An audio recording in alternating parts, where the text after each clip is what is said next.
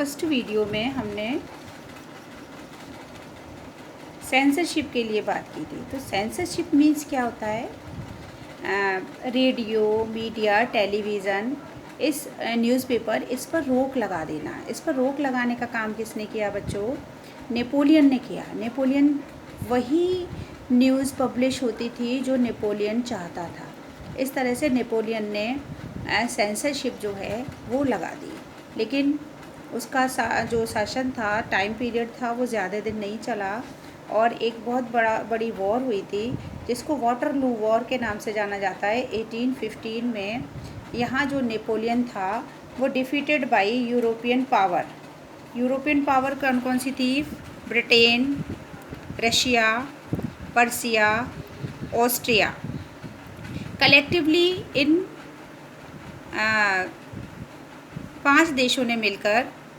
4-5 देशों ने मिलकर नेपोलियन को हराया था, क्योंकि नेपोलियन एक बहुत ताकतवर राजा था जिसने फ्रेंच रिवॉल्यूशन के बाद लोगों को सोचा कि वहाँ पर लोग ऐसे कैसे आज़ाद रह सकते हैं, और वहाँ उसने वो अपना सिविल कोड भी लेकर आया और बहुत सारे उसने चेंजेस भी किए।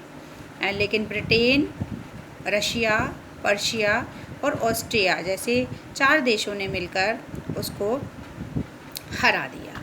अब हराने के बाद एक जो नया चेंज हम जिसकी हम बात कर रहे थे, नेशनलिज्म की।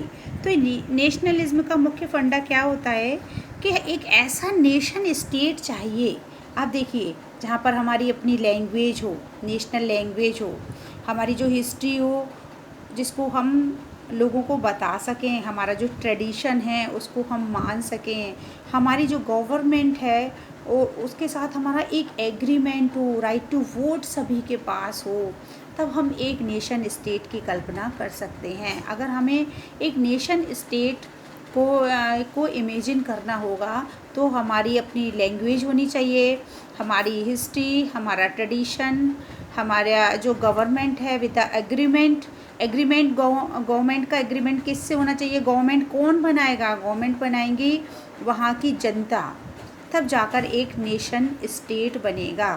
तो लोगों के मन में कहीं ना कहीं ये आया कि जिस तरह से फ्रेंच रिवॉल्यूशन हुआ, फ्रांस में बहुत बड़ी क्रांति हुई, लोगों ने अपने आप को आज़ाद कर लिया, उसी तरह से यूरोप की जो अदर कंट्रीज़ थी वो भी उससे एक सबक लेना चाहती थी, एक सीख लेना चाहती थी और अपने देश को आज़ाद कराना चाहती थी।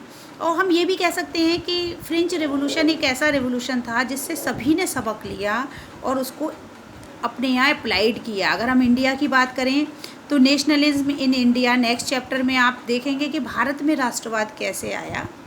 यानी कि राष्ट्रवाद, नेशनलिज्म एक ऐसी कल्पना जब वोट का राइट सभी के पास हो, राइट टू इक्वलिटी हो, फ्रीडम हो, इस तरह से हम देश को कह सकते हैं कि हमारे देश में खुद की सरकार है। अगर हम कहें कि डेमोक्रेसी है, तो डेमोक्रेसी क्या है?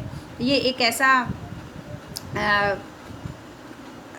डेमोक्रेसी को आप कह सकते हैं ए फॉर्म ऑफ गवर्नमेंट, एक ऐसी फॉर्म गवर्नमेंट की है जहाँ पर जो अपने वोट के माध्यम से व्यक्ति जो है